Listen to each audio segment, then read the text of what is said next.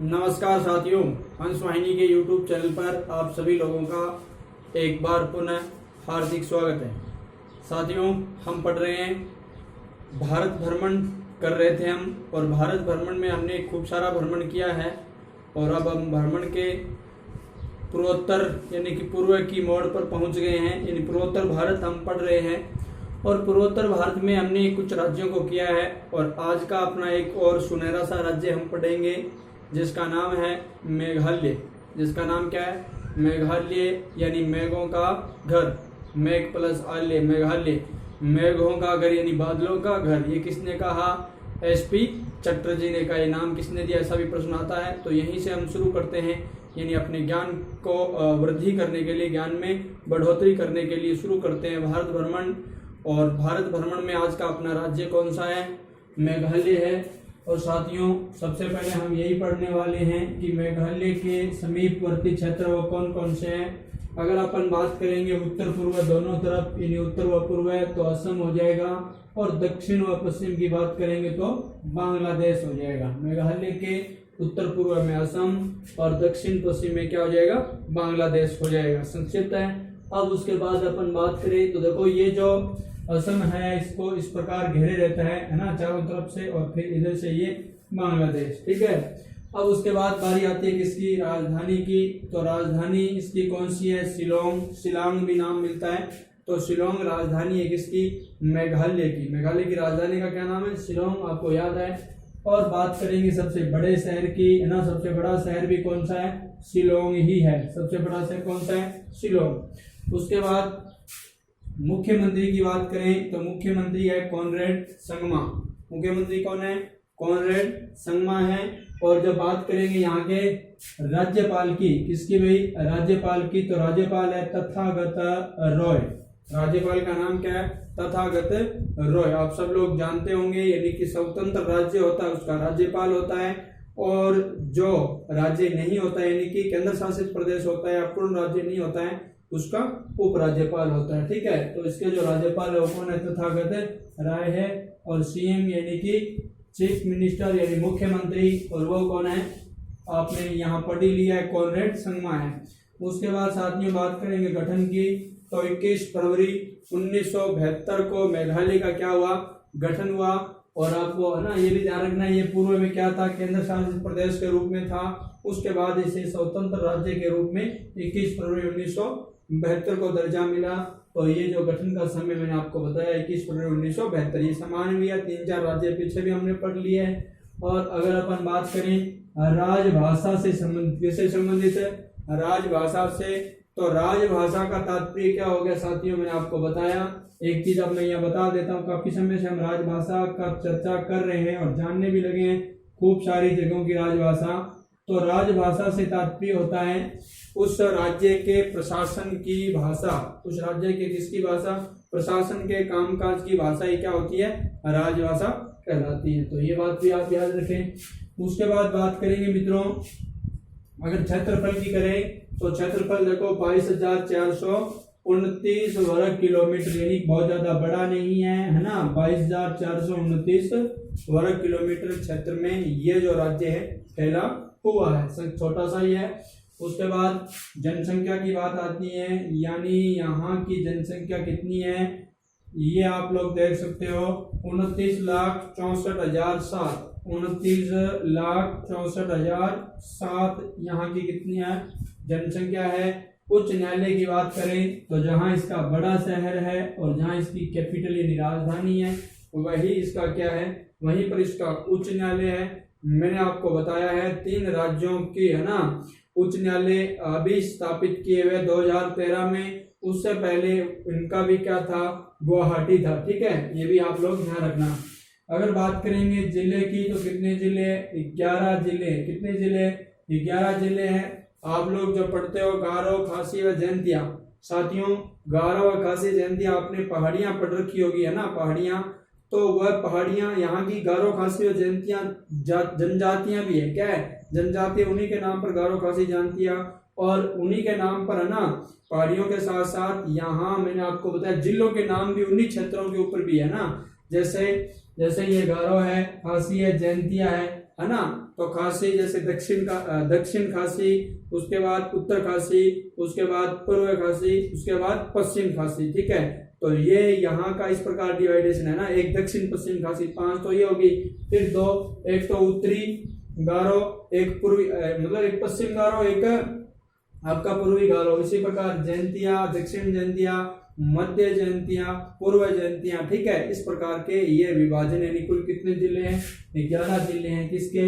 यानी अपने भारत भ्रमण के तहत मेघालय के। ठीक है, तो ये ध्यान रख लेना, याद करने में भी सरलता होती है इस प्रकार अगर जिले आते हैं तो। अब अपन बात करेंगे यानी कि इस क्षेत्र के नृत्य की। तो नृत्य है नौक्रेक एवं लाहो, दोनों ही प्रसिद्ध नृत्य हैं, जबरदस्त है, देखते ही बनता है। नौक्रेक व लाहो नृत्य है इस क्षेत्र का। कौन सा नृत्य? नौक्रेक व लाहो। उसके बाद जीआई टैग मैंने आप लोगों को बता दिया है, यानी कि भौगोलिक संकेतक के रूप में इस क्षेत्र का, है ना, ये है संतरे है भाई, खासी मडारिन संतरे इन्हें कहा जाता है। तो ये संतरे है यहाँ के, खासी मडारिन संतरे। ठीक है, तो ये कहाँ के हैं? जीआई टैग मतलब इसको मिला हुआ है, इसका मेघालय में इनको जीआई टैग मिला हुआ है। उसके बाद बारी आती है किसकी? उत्सव की। किसकी? उत्सव की या महोत्सव की। तो यहाँ पर खासी जो महोत्सव है वो मनाया जाए। देखो महोत्सव भी खासी है ना। संतरे की बात की तो खासी मडारी, यहाँ की जनजाति भी खासी, जिले का नाम भी खासी, इस प्रकार मिलता है खासी, गारो व जयंतियां। और ये एकमात्र ऐसा, ये भी आप ध्यान दें, एकमात्र ऐसा राज्य भी है जो जनजातियों के ऊपर नाम न होकर के यानी अलग नाम रखा है। वैसे आपने देखा होगा मिजोरम, मिजो जनजाति है ना, असम अहोम गणराज्य का भाग था, तो अहोम जनजाति भी वहां रहती थी, तो उससे जुड़ा हुआ है। नागालैंड, नागा जनजाति। ठीक है, लेकिन ये हटकर नाम दिया गया इसका मेघालय, मेघों का घर। मैंने आपको बताया ये नाम कौन देता है? एसपी चटर्जी। एसपी चटर्जी के द्वारा ये नाम दिया जाता है, तो ये भी आप ध्यान रखना, ऐसा सीधा सा प्रश्न आ जाता है परीक्षाओं में कई बार। उसके बाद की बात अपन करेंगे यहाँ के पर्वत श्रेणियों की या पर्वत की।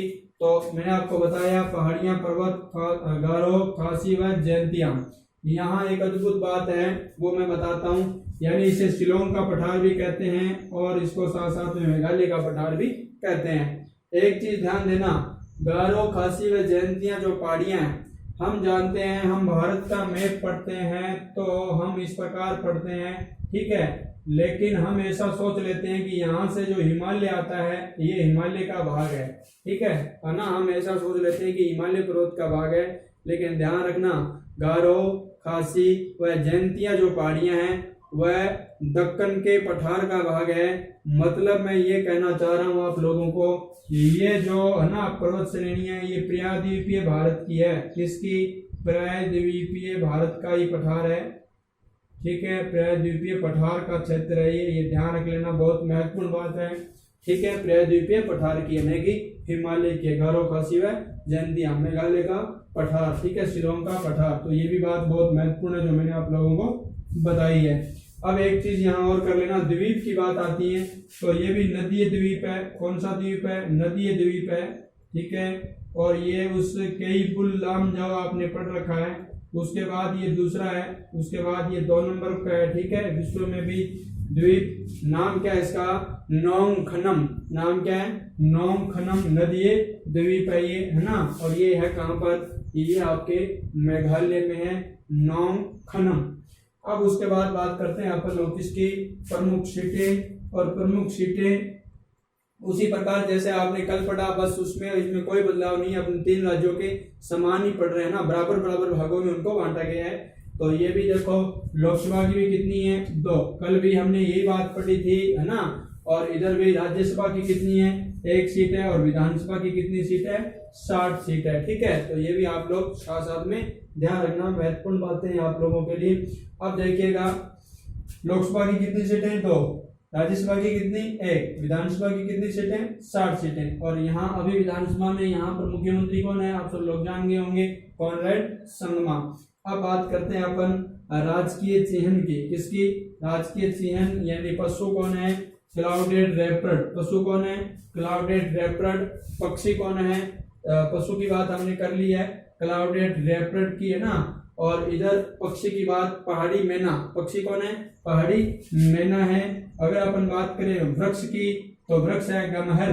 वृक्ष कौन सा है? गमहर, ठीक है।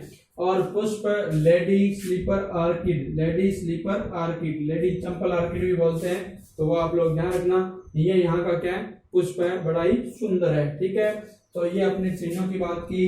राष्ट्रीय उद्यान है ना, ये तो भी अच्छा बिंदु है। राष्ट्रीय उद्यान, दो राष्ट्रीय उद्यान यहाँ पर है, एक तो नोकरेक और एक है बल्फक्रम, ठीक है, ये भी ध्यान रखना। ये एक तो है नोकरेक नेशनल पार्क राष्ट्रीय उद्यान, एक है बल्फक्रम, तो दोनों याद रखना। एक तो कौन सा, नोकरेक, एक है बल्फक्रम। नोकरेक व बल्फक्रम अपना क्या है, राष्ट्रीय उद्यान है, ठीक है, ये याद करना बहुत जरूरी है, नोकरेक व बल्फक्रम। उसके बाद नदियां, इस क्षेत्र के नदियों के बारे में बात करें तो गनौल है, डारिंग है, ये जो नदियां यहाँ की है ना, हम शायद इनका पहली बार ही नाम सुन रहे होंगे कुछ लोग अभ्यर्थी तो सांडा या सांडा है ना, कालू, बुगई, निताई, भोपाई और उमियम। उमियम नाम की एक नदी भी है और झील भी है, और उस नदी पर एक बहुउद्देशीय घाटी परियोजना भी चलती है।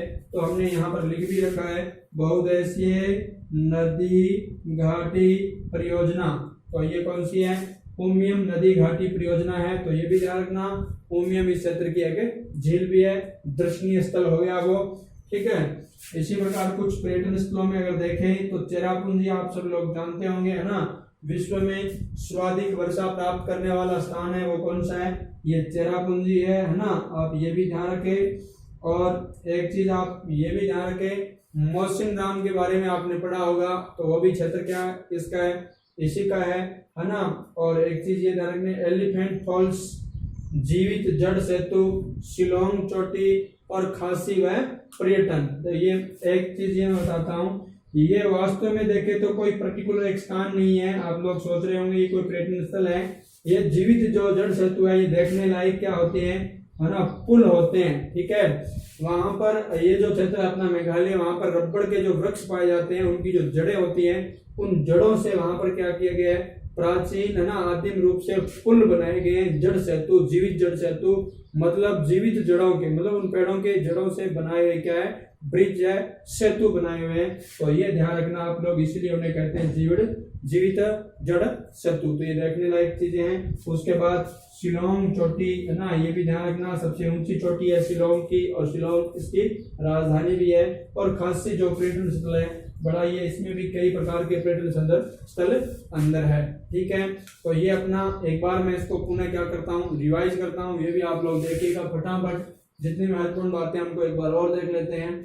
भारत भ्रमण मेघालय नाम किसने दिया, एसपी चटर्जी ने। क्षेत्र की हमने बात कर लिया, आसपास कौन है, राजधानी शिलोंग, बड़ा शहर शिलोंग, मुख्य है ना, मतलब उच्च न्यायालय भी कहाँ है, शिलोंग में है। मुख्यमंत्री कॉनराड संगमा। और अगर राज्यपाल की बात करें तो तथागत राय। उसके बाद अपन बात करें किसकी, गठन की, तो हमने बात की है 21 फरवरी 1972 की। राजभाषा की बात की, अंग्रेजी है ना, अंग्रेजी और खासी, ये भी भाषाएं हैं, भाषाओं के नाम भी है खासी वगैरह। और इसके बाद गठन की बात हो गई। जनसंख्या की बात करें तो ये 29,64,007 हो गया, और क्षेत्रफल 22,429 वर्ग किलोमीटर। उच्च न्यायालय शिलोंग हो गया। जिले कितने, 11 मैंने आपको बताया, दक्षिण है ना, पश्चिम, उत्तर पूर्व, इस प्रकार के नाम है। और इधर भी मैंने आपको बताया जीआई टैग, खासी, मडारी, संतरे और नृत्य, नौकरेक व लाहो।